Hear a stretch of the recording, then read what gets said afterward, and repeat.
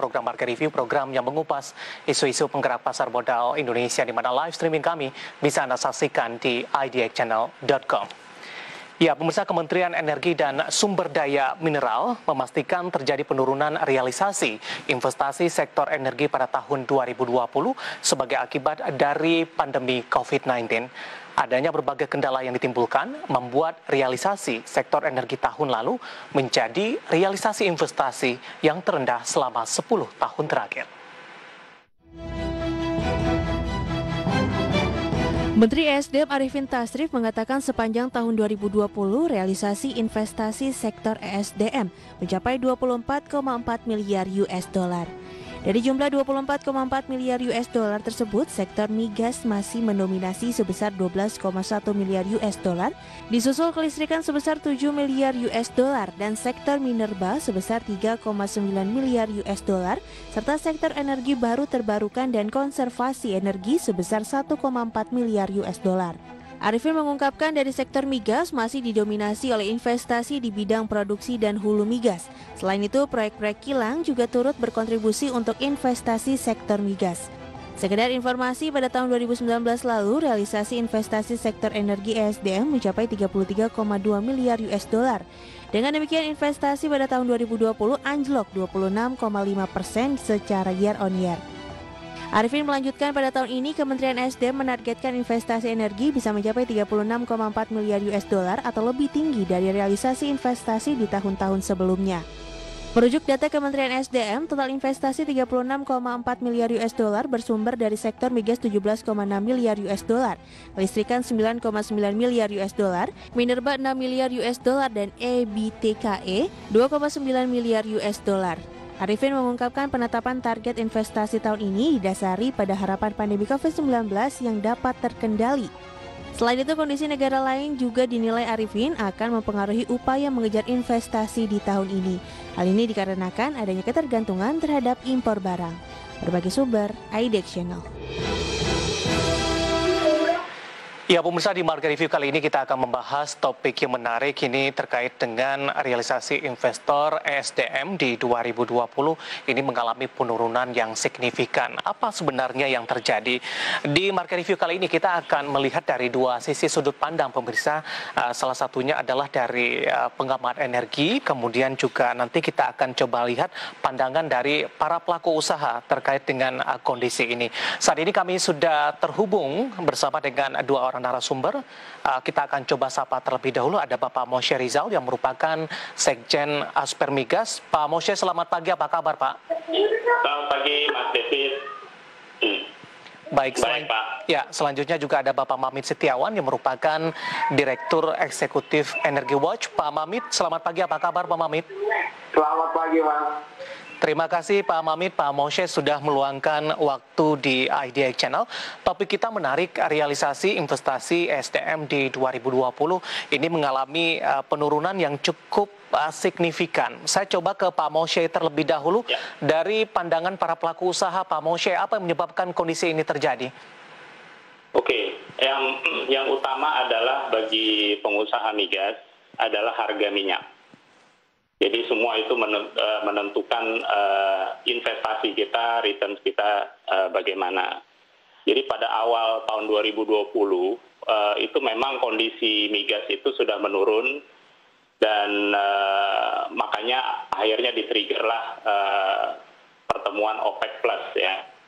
Dan di situ terjadi ketidaksepakatan antara negara-negara OPEC, Saudi, dan juga negara-negara non-OPEC, kayak Rusia dan Meksiko dan sebagainya. Situlah yang men-trigger jatuhnya harga migas secara drastis.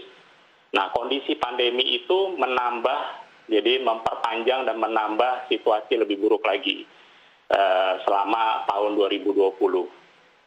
Jadi, kita melihat sebagai K3S, sebagai pemain migas, kita melihat tersebut sebagai suatu krisis ya di 2020, di mana demand itu menurun, kondisi harga minyak akhirnya juga anjlok. Ya. Nah, dan kita sebagai investor itu akan melihat dulu situasi bagaimana, jadi tidak terlalu men-spend kapital kita secara semena-mena dan secara besar, apalagi di sisi eksplorasi. Jadi paling banyak yang terkena itu adalah di kegiatan-kegiatan eksplorasi. Nah, untuk kegiatan produksi memang kita hanya memaintain produksi yang sudah ada. Nah, permasalahan lagi dengan PSBB ya, dengan kondisi COVID dan akhirnya ada PSBB. Kalau di negara-negara lain itu namanya lockdown, itu adalah restriction untuk traveling. Ya, dan juga kondisi di lapangan yang tidak boleh ada terlalu banyak orang ya, atau banyak karyawan. Nah, itu menjadi hambatan juga. Jadi walaupun perusahaan-perusahaan K3S itu punya uang, untuk punya anggaran untuk melakukan proyeknya atau membayar kontraktornya, tapi si kontraktornya sendiri, karena biasanya pekerjaan itu banyak subkontraktor juga, itu terhambat karena traveling restriction dan lain sebagainya, engineer dari luar yang nggak bisa masuk ke Indonesia, mobilisasi material dan peralatan itu juga jadi terhambat. Ya.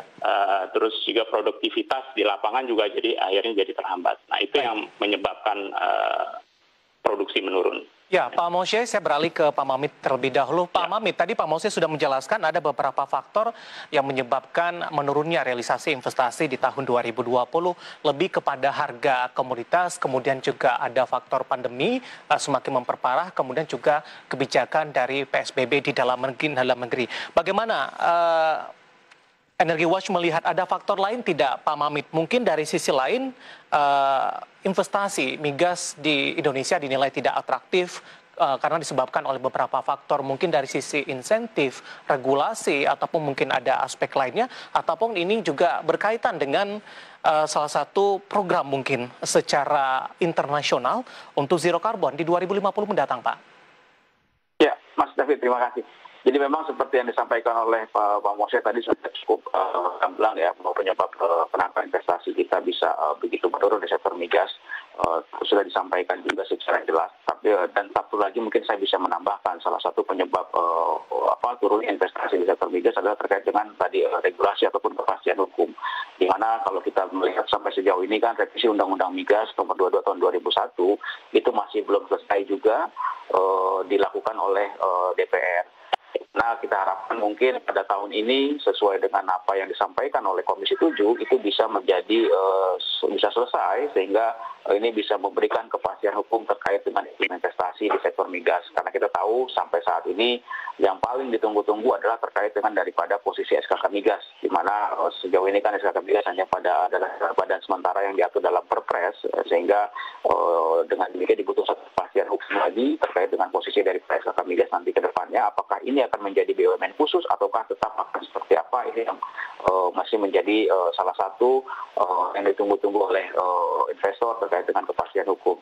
Kedua, saya melihatnya bahwa kalau bicara tentang insentif ataupun hal-hal yang lain, saya kira dari Kementerian Keuangan ataupun dari stakeholder itu sudah memberikan ataupun dari Kementerian SDM sendiri sudah memangkas berbagai macam birokrasi yang sudah dilakukan sehingga bisa membuat investasi ini menjadi lebih mudah lagi dan lebih atraktif lagi. Memang di sisi lain kita tahu bahwa lapangan migas kita ini bisa dikatakan sudah lapangan yang cukup tua, sehingga kepastian daripada investasi, perhitungan daripada break-even point, walaupun ini misalnya masih skema cost recovery ataupun gross split, investor masih berhitung kira-kira dengan investasi yang mereka keluarkan, apakah akan mencapai break-even point ke depannya seperti apa.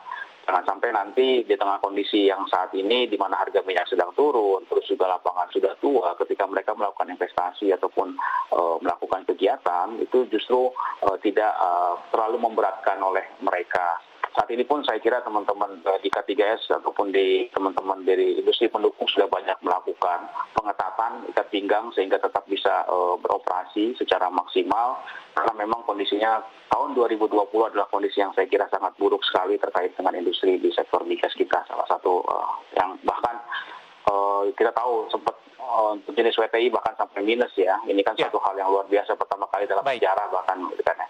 Kurang lebih seperti itu, Mas. Baik, Pak Mamit, Pak Moshe, menarik. Kita akan jeda terlebih dahulu. Nanti kita akan lanjutkan kepada Pak Moshe. Nanti saya akan coba tanyakan ini migas, ada minyak dan gas ini. Apakah dari masing-masing komponen tersebut mana yang kondisinya lebih baik, apakah gas kondisinya lebih baik dalam hal ini. Kemudian juga ke Pak Mamit, nanti saya akan coba tanyakan juga terkait dengan perkembangan saat ini, apakah kondisi ini terjadi di Indonesia saja ataupun secara global terjadi dalam hal yang sama. Nanti kita akan lanjutkan dan pemirsa tetap bersama kami, Marka Rivi akan segera kembali sesaat lagi.